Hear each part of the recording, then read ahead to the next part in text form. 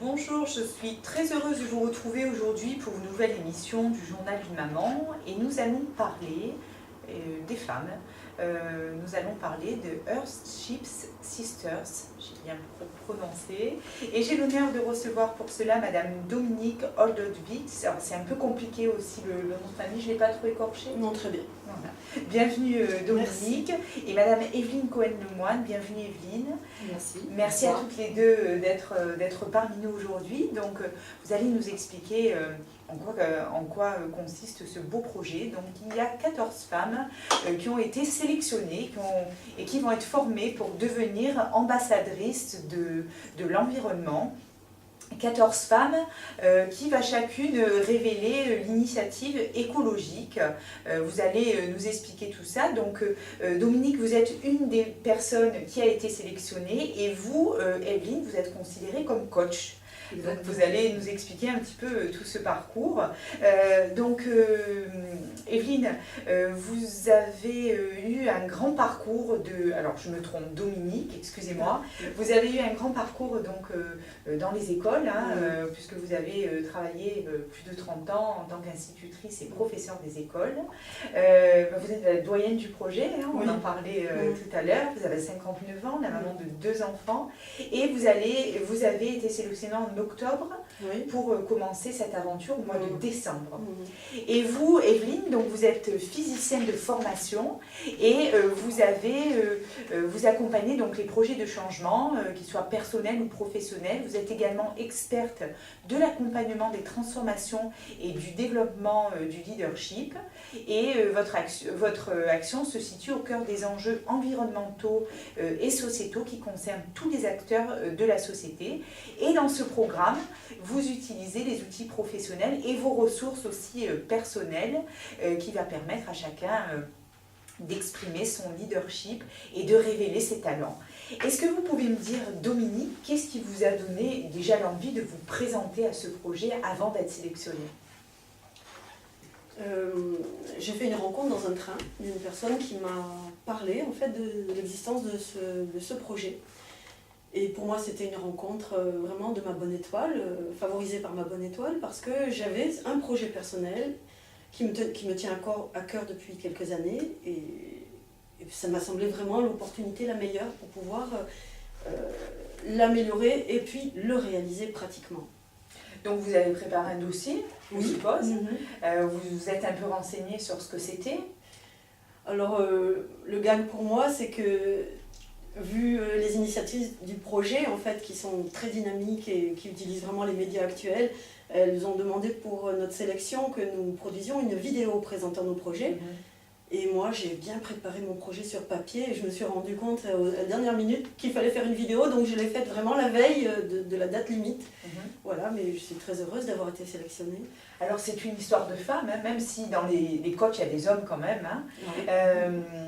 Vous, Evelyne, qu'est-ce qui vous a donné l'envie de rejoindre ce projet en tant que coach finalement ? Oui, en tant que coach, en fait, j'ai failli être candidate aussi comme Dominique pour présenter un de mes projets. Et en discutant avec une des fondatrices, Déborah Pardo, on s'est rendu compte d'un commun accord que c'était peut-être mieux que je sois coach, d'abord parce que c'est mon métier, et qu'ensuite, il y avait tellement de choses qui me tenaient à cœur dans ce projet. L'environnement, qui est une de mes causes, de mes sujets depuis de nombreuses années, à la fois sur le plan politique et sur le plan personnel, sur le plan évidemment professionnel, d'accompagner des porteurs de projets, je l'ai fait dans de nombreuses entreprises ou associations. Et puis c'est un projet qui est basé à Marseille. Je suis à Marseille depuis maintenant 5 ans, ça me plaît énormément. Et puis il y a de la navigation. Et je suis moi-même à la tête responsable d'une association qui s'appelle Voile des Suds, qui permet de pratiquer la navigation à des personnes qui n'en ont jamais fait. Ou qui, voilà. Et donc finalement, il y a aussi beaucoup de liens entre ce projet de navigation et le programme Earthships Sisters. Donc il y a eu tellement de sujets qui fait que là aussi c'était une bonne étoile ou un alignement de planètes qui faisait que du coup, Déborah m'a dit ce serait pas mal que tu sois une des coachs. Et donc je me suis inscrite aussi dans ce programme pour commencer. Et donc j'accompagne individuellement 2 des sisters et aussi sur le plan collectif, parce qu'on a des week-ends de formation, j'accompagne aussi ou j'anime certaines séquences de formation, des ateliers, etc. Est-ce que vous pouvez nous dire, parce que les 2 fondatrices ne sont pas présentes, qu'est-ce qui leur a donné envie de créer ce projet ? Quelle était leur mission principale et leur envie principale finalement ? En en ce qui me concerne, je crois comprendre qu'elles ont envie que le féminin prenne sa place dans le monde. Et le féminin, que des hommes aussi peuvent porter, en fait, c'est en termes de valeurs, des valeurs de solidarité, de collaboration. Prendre soin d'eux, comme on peut prendre soin des enfants, prendre soin des autres, prendre soin de soi-même. Donc ces valeurs-là, on en a besoin dans notre société, après 4000 ans de patriarcat, et on voit qu'on a besoin de renouer aussi avec la nature. Voilà, donc je pense que ça, ce sont les valeurs qu'elles portent, et elles veulent que ces valeurs existent, enfin grandissent dans la société d'aujourd'hui pour qu'on passe à quelque chose de meilleur au niveau de l'environnement et de notre vie à tous sur cette planète. Et du coup, d'être finalement une des sœurs de cette terre, hein, parce qu'en français, Oui, on le prononce comme exactement. ça vous fait quoi? Pour moi, ça entre en résonance avec qui je suis. Voilà, Earthship Sisters, si on le traduisait littéralement, le vaisseau Terre, enfin les sœurs du vaisseau Terre qui naviguent dans l'océan cosmique, voilà. Bon, en français, on ne le dira pas comme ça. Oui, tout à fait. En anglais, ça permet une image. En français, bon, on peut dire que nous sommes les ambassadrices de l'environnement. Et d'ailleurs, ce projet est destiné à être renouvelé chaque année. Elles ont prévu, les fondatrices, 14 femmes chaque année, pour créer vraiment un grand tissu, un grand réseau de femmes qui vont s'entraider et partager leurs connaissances et leurs liens. Evelyne, comment vous intervenez pendant ces week-ends de formation? Je pense que ça se passe le week-end. Il y a des week-ends, effectivement. En quoi vous intervenez? Quels sont les sujets? Qu'est-ce que vous allez développer? Alors je peux en parler effectivement un peu, parce qu'il y a déjà eu donc 2 week-ends, en février et en mars. Alors le premier était plutôt considéré ou conçu pour faire connaissance. Il fallait se découvrir, le groupe des 14, les 14 sisters, et puis les 7 coachs, et toute l'équipe aussi autour de Déborah et Nathalie, donc sur la photo, sur la vidéo, sur le côté juridique, la communication, etc. Il y a toute une équipe aussi autour, essentiellement des femmes, quelques hommes aussi, même s'ils sont peu nombreux. Ce week-end nous a permis effectivement de faire connaissance et puis de voir aussi, pour rebondir sur ce que vient de dire Dominique, qu'est-ce que nous partageons comme valeurs. Donc on a travaillé effectivement sur une charte de valeurs, une charte de fonctionnement. On a travaillé sur la recherche de fonds, sur le crowdfunding, qu'elles ont finalement décidé de faire collectivement, ce qui est très important, qui a du sens à mon avis, parce que ça montre aussi que ces valeurs de solidarité et de coopération sont présentes. On a travaillé aussi avec la presse, avec les médias, pour voir comment faire un communiqué de presse, par exemple, comment se présenter, un peu comme on le fait là. Et puis on a également commencé à mener des actions ou des animations sur ce que peut être un projet, comment on le définit, comment on le séquence dans le temps, quelle est sa raison d'être. Donc on a commencé ce premier week-end, puis ça s'est poursuivi lors du deuxième week-end, qui était consacré plus peut-être à la connaissance de soi aussi, parce qu'on en a besoin quand on travaille le leadership. Comment chacune finalement avec ses talents, son expérience et ses compétences peut vraiment amener à développer et réaliser ce projet, son rêve, et faire que ça devienne concret, que ça se réalise vraiment, qu'il y ait davantage aussi de connivence, de complicité et de cohésion entre les personnes du groupe, qu'il commence à y avoir des petits groupes aussi qui sur certains sujets, que certaines prennent le lead sur d'autres. Enfin, c'est ça aussi qui se constitue dans un groupe et c'est assez magique de voir comment ça progresse. Le prochain week-end qui a lieu dans un peu plus d'1 mois va nous permettre de travailler encore plus la dynamique de projet. Et puis on a un 4e qui sera consacré plutôt à l'environnement, justement, qui est quand même un des piliers de ce programme. La navigation qui va suivre au mois de septembre va permettre d'aller encore plus loin, parce que dans cette phase de navigation, on va vraiment avoir besoin encore plus de faire équipe, d'aller toutes dans la même direction, d'être embarquées sur le même bateau et de porter ces valeurs qu'elles vont diffuser au cours de leurs escales, et notamment auprès de publics jeunes, d'enfants et autres publics. Alors Dominique, c'est une histoire de femmes, on l'a dit, mais alors dans ces 14, il y a des femmes, il y a des femmes de tout âge, un peu partout dans la France. Est-ce que vous pouvez nous dire à peu près, bon on va pas toutes les citer, hein, la moyenne d'âge, d'où elles viennent? La moyenne, ça doit être moyen, puisque la plus jeune a 24 ans et moi j'en ai 59, donc ça s'étage. Il y a quand même peut-être beaucoup de femmes de 30, aussi de 40, de 50, enfin non, c'est vraiment très étagé au niveau des âges. C'est vraiment un partage vraiment génial. Voilà. Et puis toutes, nous avons nos projets personnels, donc il y en a beaucoup qui sont orientés sur le recyclage, le fait de faire évoluer les consciences aussi au niveau des déchets, transformer nos actes quotidiens. Voilà, il y a un axe assez important, plusieurs personnes qui se regroupent là-dessus. Il y en a qui travaillent aussi sur l'écologie intérieure dans le monde du travail, c'est-à-dire en entreprise, comment travailler ensemble et en se respectant soi-même, en respectant les autres. Enfin, c'est une forme d'écologie justement aussi qui va retentir aussi sur les valeurs de tous.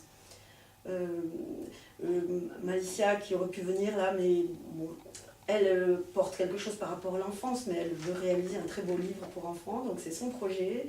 Et quant à moi, je suis dans l'éducation depuis toujours, donc mon projet concerne particulièrement la petite enfance dans la nature, parce que je pense qu'en mettant les petits-enfants, en leur favorisant cette place dans la nature, on répond à leurs véritables besoins d'éveil sensoriel de qualité, surtout s'ils sont bien entourés en plus de personnes formées qui sont très attentives à ce qui se passe pour l'enfant, et leurs besoins de motricité libre aussi, à laquelle ils peuvent accéder quand ils sont dans la nature.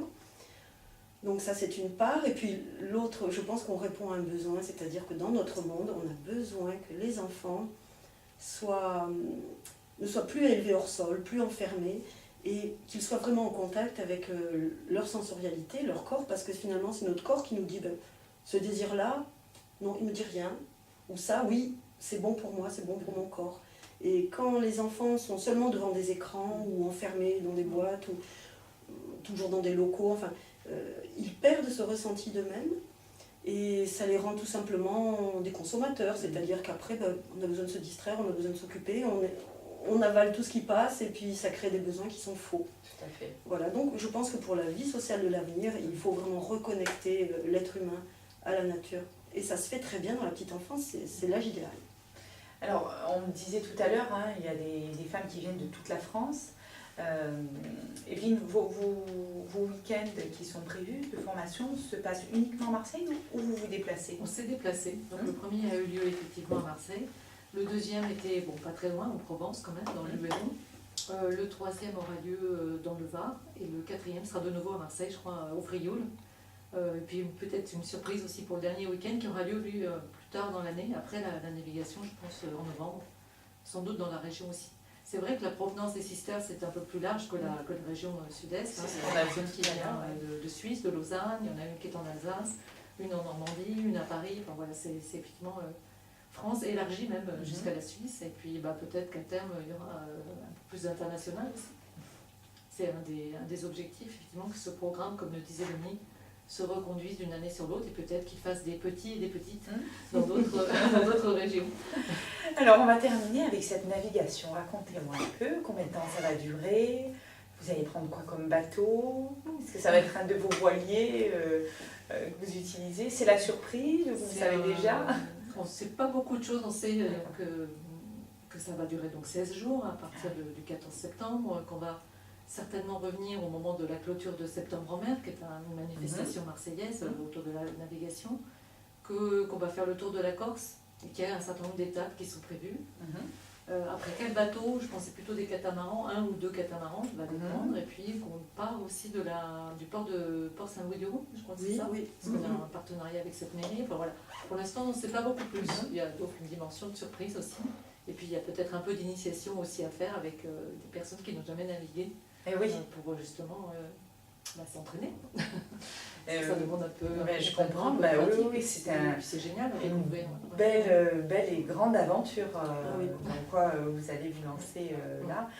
Nous, on reste à l'écoute, on va vous suivre. Alors, je vois sur la page Facebook et également sur le site internet, donc on va voir pas à pas parce que c'est bien retranscrit tout ce que vous faites. Et puis, on vous recevra peut-être après la navigation. Une information, allez-y, je vous en prie. Une information importante, c'est que nous avons donc lancé ce crowdfunding que l'on peut trouver sur Ulule avec notre nom d'Earthship Sisters. Voilà, c'est donc tous ceux qui veulent nous soutenir sont les bienvenus, ils peuvent aller voir et rencontrer ce que nous faisons. De toute façon, je rappelle à nos auditeurs que vous retrouverez déjà toutes les informations sur notre page Facebook, le Journal d'une maman et Mission Radio, parce que nous allons partager déjà vos liens. Et puis j'invite les auditeurs aussi à consulter le site internet. Moi, je vous souhaite plein de courage, plein d'énergie, parce que je pense qu'il va vous en falloir, parce que c'est pas terminé aussi.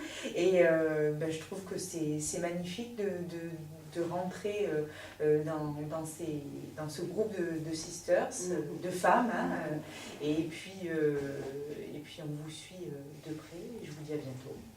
Merci beaucoup. Merci d'avoir passé du temps avec nous. Au revoir. À très bientôt. Au revoir.